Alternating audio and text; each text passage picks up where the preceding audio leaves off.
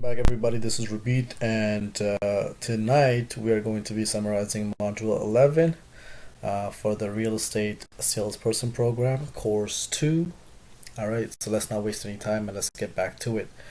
By the way, I just found out that, oh my god, if I have subscribers up to 1,000, I think, I get to start making money on YouTube. So help a brother out. Please do subscribe. Thank you, I would really appreciate it. God bless. All right, let's get back to it. Sorry. So in lesson one, they talk about opinion on property value versus opinion on the listing price. So we are going to be summarizing this. Let's move on to the lesson summary. So lesson one, they talk about when to involve an appraiser. Most often, you will need to recommend that a seller consult an appraiser for cases that involve divorce, separation, estate sale, relocation, financing and refinancing, tax purposes, and a unique property with comparables. Situations noted above: a designated appraiser is engaged when a property owner needs an expert. Unbiased opinion of the value of real estate is to make a well-informed decision about the real estate. So there are different types of appraisers. There two designations of appraisers is the Canadian Residential Appraiser and the Accredited Appraisal Canadian Institute. So CRA and the AACI. So Canadian Residential Appraiser is basically qualified to undertake any valuation and consulting assignment on dwellings containing not more than 4 self-contained family housings. So just basically residential units. So Canadian Residential Appraiser just appraises residential properties. And then there's an Accredited Appraisal Canadian Institute, AACI, which is qualified to undertake valuation and consulting assignment on residential, commercial, industrial, institutional, agricultural land, and specific use of property types. So accredited appraisers can undertake any valuation on consult assignment on any types of property. And then there's CNAREA that has 3 designations of appraisers. There's a designated appraisal residential. These appraisers are qualified to perform appraisal and consultation assignments of residential properties, types consisting of not more than 4 housing units and no complex commercial properties with a residential component. Designated appraiser commercial, qualified to provide valuation on all real property types. Certified appraiser reviewer, qualified to author either field or technical appraisal review reports on all types of appraisal reports. Different types of appraisal reports: there's a form report and then there's a narrative report. A form report basically is comprised of reprinted information that must be checked off where relevant, with a space provided for additional comments and supporting details. A narrative report is a logical, systematic, and detailed approach that presents in writing the theory, facts, analysis, application of methodology, and conclusions. Excuse me. And then there's a CMA report. A CMA report includes homes that are currently for sale, have sold, and expired. This information provides the seller with an indication of what buyers are prepared to pay in current market conditions. CMA is a valuable tool for salespersons when informing a seller about market conditions and obtaining sellable listing. The sections of a CMA report include comparables for sales now, comparables for sold in the past 12 months, comparables expired in the past 12 months, recommendations, and net proceeds. Sources of data for a CMA: basically you can go to GeoWarehouse. That is the web-based centralized property information source that provides mapping and research tools and professional reports. And then there's a local listing service that gives you past sales, expired listings, properties currently listed for sale, and information And you can go to your own brokerage, so information available through salesperson's brokerage, such as listings sold exclusively with their brokerage. Analyzing comparable data. So salesperson analyzes comparable properties on the basis of the date of sale, location of the sale, marketing time, square footage, number of bedrooms and bathrooms and garage, lot size. So date of sale is the most recent sale. The less adjustments, the more recent the sale, the less adjustments may be required. Location: the closer the sale is to the subject property, the less adjustments are required. Marketing time: the less time there is for marketing, the more adjustment sale price may be negatively impacted. Square footage: the positive or negative difference in square footage impacts the adjacent sale price. Number of bedrooms, bathrooms, and garages. The presence or absence of any of these affects the adjusted sale price. Lot size of the subject property is compared to comparable properties by the front foot measurement. With standard residential properties in the suburban setting, the depth is not taken into consideration when analyzing comparable data. And then when presenting the CMA to a seller, you should be sensitive to the seller's emotional ties to the property when presenting the CMA. The report should have the data. The report should have as much data as possible on comparables, current trends, past trends, and features of each property in question, including site visit data if available. While creating and presenting a CMA, the salesperson should avoid overpricing the property. This could lead to buyers not seriously considering the subject property, a stillness due to the property remaining on the market for a long time, which may lead buyers to think there is something else wrong with it. This is a really good thing that I was reading. So basically, my family is buying a house near near Shoppers World, right? And this house they were really interested in was listed for 1.9. So all the houses in that area only been sold for about 1.3, 1.2. So these guys were overpricing their house for no reason. So that's a really good example of buyers not taking the subject buyers not taking it seriously because it's priced so high. And losses to the brokerage due to marketing costs, loss of reputation to the brokerage, and hesitation by the salesperson to list the property at all. So that was lesson one. Basically, they just tell you the types of appraisers and what type of report, what your report should include, and how to do comparables.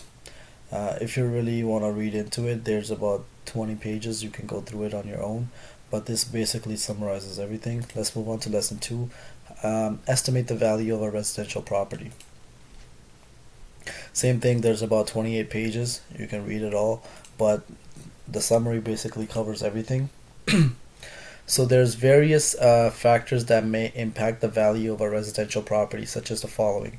Highest and best use. At the time of valuation, highest and best use is most likely to produce the greatest net return in money or amenities to the land over a given period of time. Layout and condition of the structure and land. Analysis of the structure, which includes accurate information on the condition and functionality of the main residence building. And analysis of the site, which includes accurate information of the piece of land that is ready to be built on. Another factor is the conformity to the neighborhood.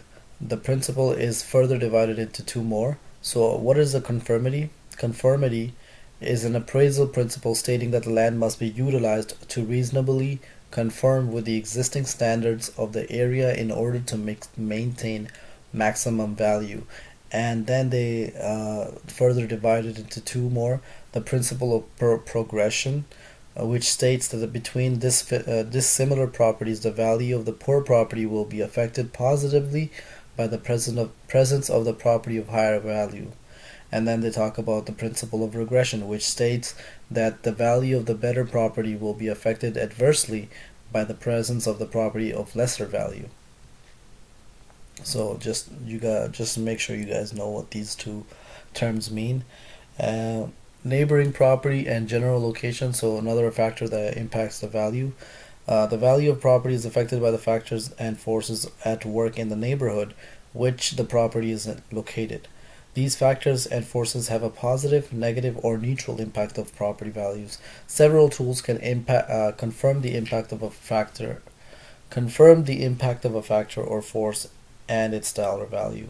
And then another factor is the lot size and house size. Site dimensions refers to the frontage, depth, and the width of the parcel of the land, that is the lot. Site dimensions and resulting shape and area create the ultimate desirability, utility, and the value of any site. And then they talk about direct comparison approach. In this approach, the subject property is compared to other recently sold similar properties and adjustments are made for the difference between the properties. The direct comparison approach involves four basic steps leading to a final estimate of value. So there's select comparable, determined based on time, location, size, and other physical characteristics. 2, making adjustments, plus or minus value adjustments made to comparables. 3, establish adjusted sale price, original sale price plus or minus total adjustments. 4, complete reconciliation, value estimate based on adjusted sale price. The advantage of a direct comparison approach is that consumers generally understand and use it, avoids various problems associated with estimating and forecasting, for example, building cost, depreciation, revenues, expenses, and cash flow, generally accepted by courts and public. So that's some of the advantages. Some of the disadvantages of the direct comparison approach are that sometimes it's difficult to obtain good comparable sales. Making adjustments for different properties requires careful adjustments and experience. In some instances, such adjustments are often difficult to support and explain satisfactorily. Another disadvantage could be that it is difficult to obtain relevant information related to each site, particularly with reference to seller or buyer motivation. Or there could be data are historical in nature, so like old data. It's not very new. Excuse me. And then there's a cost approach. The cost approach is one of the three approaches to value used in the marketplace. The approach primarily focused on objective value. What is objective value? The objective value is the direct cost of creating as distinct from the perceived value in the mind of the buyer or seller, which states that the cost to create is the main criterion in estimating value. The cost approach is guided by the principle of substitution.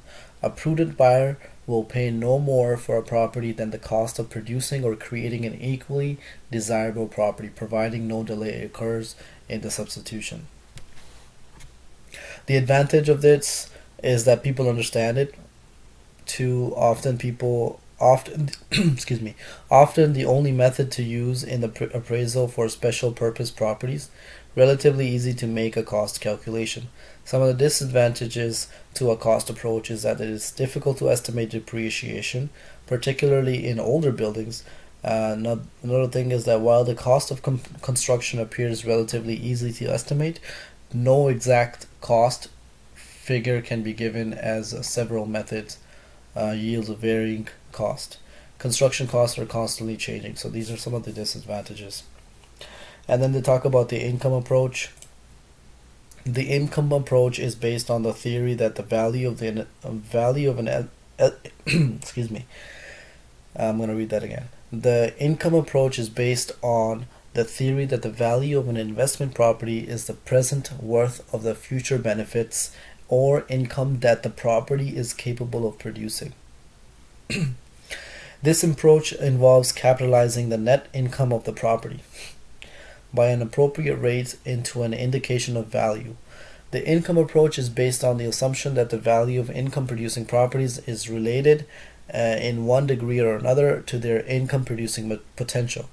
The income approach is used to estimate the value of an income producing property only. It would not be used to estimate the value of residential real property or condominium. So let me read that again to you. The income approach is used to estimate the value of an income producing property only. It would not be used to estimate the value of a residential real property or condominium. Advantages of an income approach is that it employs cash flow analysis to estimate the value of investment properties. Employs cash flow analysis to estimate value of investment properties. The disadvantage of income approach is that there could be difficult in selecting an appropriate capitalization of direct capitalization. And another one is estimating income and operating expenses may prove difficult, and slight errors in either is magnified on capitalization. Another thing is that it is limited use is in the appraisal of an owner occupied and or special purpose properties, so it's not used for all properties. Factors to consider for comparables: direct comparison. When selecting a comparable for subject property, the factors should be considered: time and market conditions. Sale should be recent and factor in any market fluctuation since then. 2. Market value.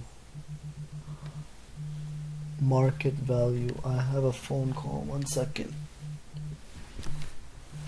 Anyways, sorry. Market value. Sale must involve an informed seller or prudent behavior, no undue pressure, and reasonable time. Similarity. Comparable should be as similar as possible to the subject property. Proximity. Comparable should be located nearby. And then they talk about applying adjustments to comparables direct comparison. When using direct comparison approach, the following adjustment rules need to be applied. Plus adjustments to comparable. If the feature in the comparable is poorer than the subject property, a plus adjustment is made. Minus adjustment to the comparable. If the feature in the comparable property is better than the subject property, a minus adjustment is made. No adjustment. If the feature in the comparable property is the same or similar to the subject property, no adjustment is made. So I hope this helped lesson 2. Lesson 3 is basically lesson practice summaries, and module summary is I've been over it. It's the same thing we just covered in 2 lessons. So I hope this helped. Stay tuned for module 12. I'll be back. Thank you. Good night.